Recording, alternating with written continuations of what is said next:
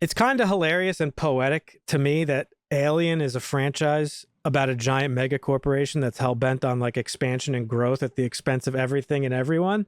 And here we are, 7 films deep. The mega corporation in this case being the studio who pushes for sequels and requels and remakes and reboots and all that good stuff. Alien Romulus, is it a good addition to this Alien franchise? Is it faithful to the original? And one of the greatest sequels ever made, Aliens. Yeah. Let's get into it. Fede Alvarez actually said he didn't want to remake the first and he didn't want to remake the second. He wanted to make something that was like a mishmash of the two and an ode to both. Each of those movies made their own mark. One is a horror masterpiece. The other is an action sequel. Romulus definitely tried to merge both things, but also it tried to do like lore shit, which was established by Prometheus and Covenant. It takes place in between Alien and Aliens. I think it's 2 decades after Alien, the original. That alien that was jettisoned out into space by Ripley at the end of Alien, Whale and Yutani, they were like after this corpse. The movie starts out with them like actually finding it. 3 thermonuclear explosions. Yeah. And they found it amongst the wreckage. Yep, they certainly did.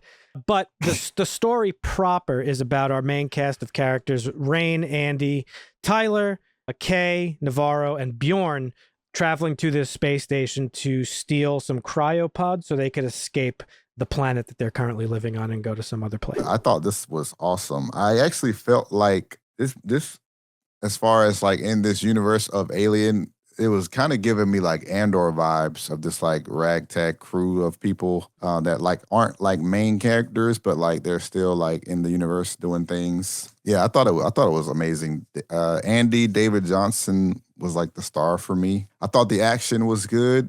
It felt very tense as soon as they got trapped in that room. Yeah. It started obviously ramping up then, but yeah, I thought it was great. I really enjoyed this movie. I think this might be the 3rd time I've watched it. Again, I watched it at the theater. I talked about it immediately after when it came out. And it was amazing. I had listened to some of the critiques about it. I didn't really have too many when I first watched it. But this was amazing. There's a lot of odes to almost every Alien movie.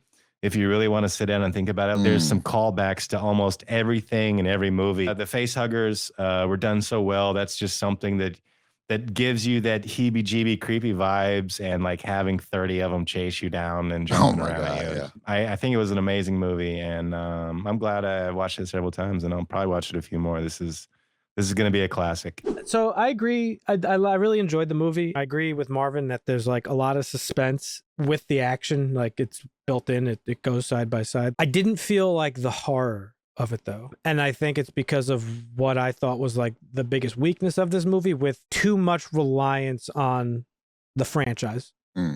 It was more Aliens than Alien for sure. Yeah, and I'm not saying that's a problem. I'm simply saying that I'm vocal. I despise Prometheus and I despise Covenant even more. I thought I think both of those movies are terrible for a lot of reasons. So I was hopeful that this was going to be an opportunity to sort of like refresh the franchise a little bit. I mean, I felt like they tried to give you that, like at the end, they gave you that horror vibe of where, she's giving birth in the pod and you kind of see all that weird shit. And then you see the child and you're not sure what's really going on. Like they try it, but it's just more creepy than scary almost. So it's not horror. It's just kind of like, okay, I'm just feeling uncomfortable right now. It's just kind of sick. It's just missing that feeling of the original, just that claustrophobia and that just... Yeah, the only time they give you that is when they go into the ship and they're crawling through that narrow corridor and there's a dead rat. Like, that's it. I knew what was going to happen the whole time. At least Prometheus and Covenant did different things and introduced different aspects to the lore, and you're in different settings, and it's like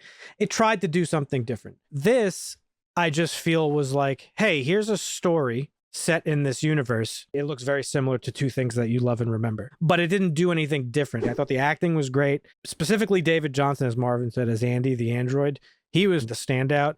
I thought all the characters in this movie were like real fleshed out people, and I understood all their motivations. I can't remember the last time I wanted someone to die more than Bjorn, but the strength of this movie is I think the characters were mostly fleshed out enough so that when I was told why he was being a dick to Andy, like I was like, oh, okay, that makes a lot of sense. Yeah. But man, did he get it good. Woo, that was a good death.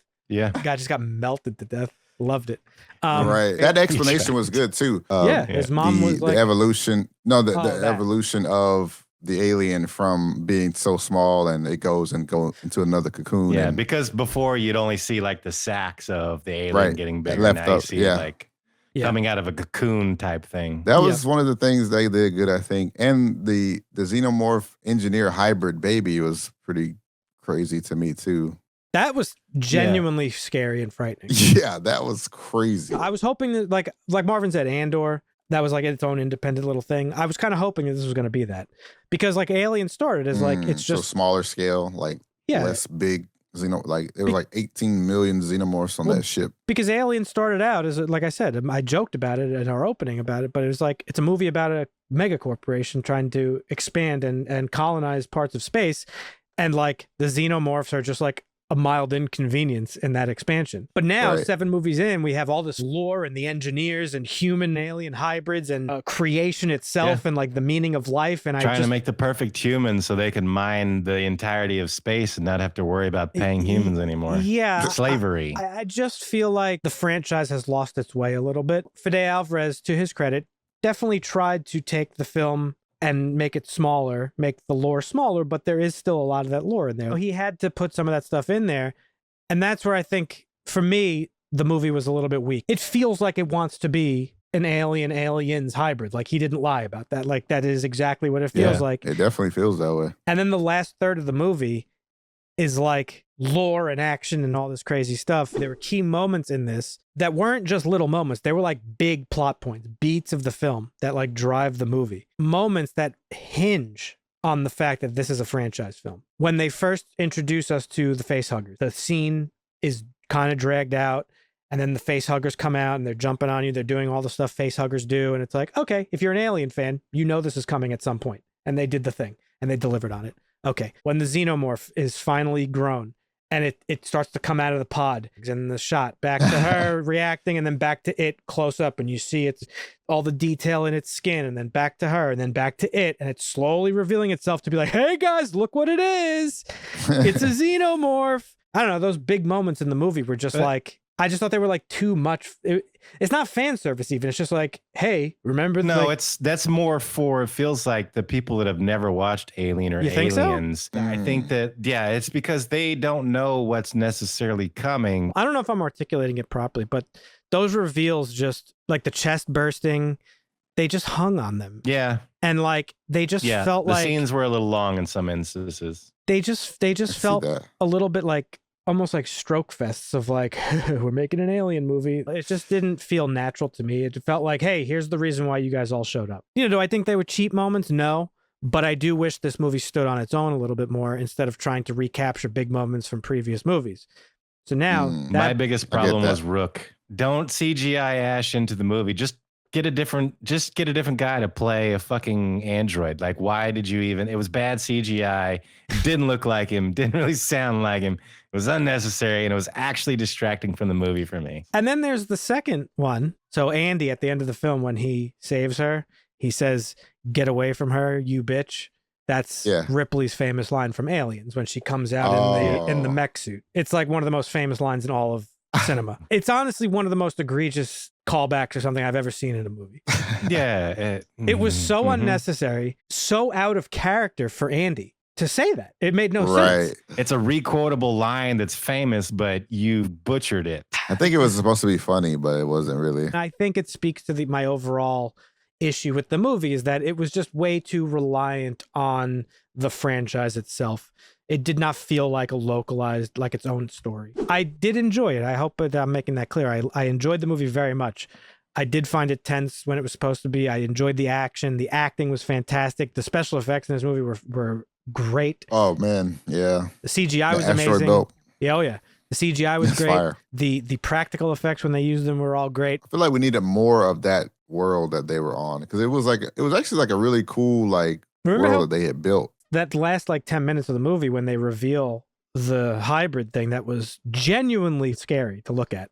Yeah, it was. That was the only thing that this movie did that was original. And so a 2-hour movie waited till the last 10 minutes to decide to be its own thing. And that was kind of my overall issue with it. Did I hate the movie? No. It's a very good movie. It's just within this franchise, I don't think it was what I would have wanted it to be at this point in time. 7 movies deep, I would have wanted it to be a little bit better. I can understand the gripes. I do agree it was great. It doesn't take away from it from me. The Ian Holmes thing as egregious fan service. Yeah. But the other stuff, I don't really see. Maybe I would lean more towards what Dusty was saying, which is like trying to maybe show some new fans and try to evoke that same feeling of some people that may have already seen it originally. I think the definition of fan service is kind of like misconstrued often. Like for me, fan service. Yeah.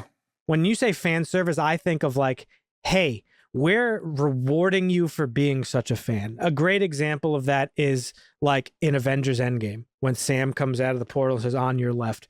This was not that. This was like, I got to sit here and watch a xenomorph emerge from its cocoon for 2-3 minutes straight. The face hugger, like, how do we get it off? It's going to strangle. Like, we've seen that a few times in the other movies. That was my big point. It's just redundant now. I love the progression of the character of Andy, and I loved his character. I thought it was a really great way to handle an android who's not human. The best points of the film. Yeah. He knows he's not human, but like by the end, he kind of like is given more humanity because she's like, it's about us, not me anymore. I do think it was a very well-written movie, and like the characters were very strong. Those moments where it like has to be an alien film was like, didn't really do it for me. Making a franchise film, you have one of two choices. You either expand the lore like Prometheus and Covenant tried to do, or you just make a one-off, here's just a story in this universe that's isolated and localized and have fun. This tried to do both of those things, and I don't know that it didn't fail, but it was, I guess, less effective than I would have wanted it to be. Didn't hate the movie. I actually really enjoyed it. I would totally watch it again. I also think it's the best sequel since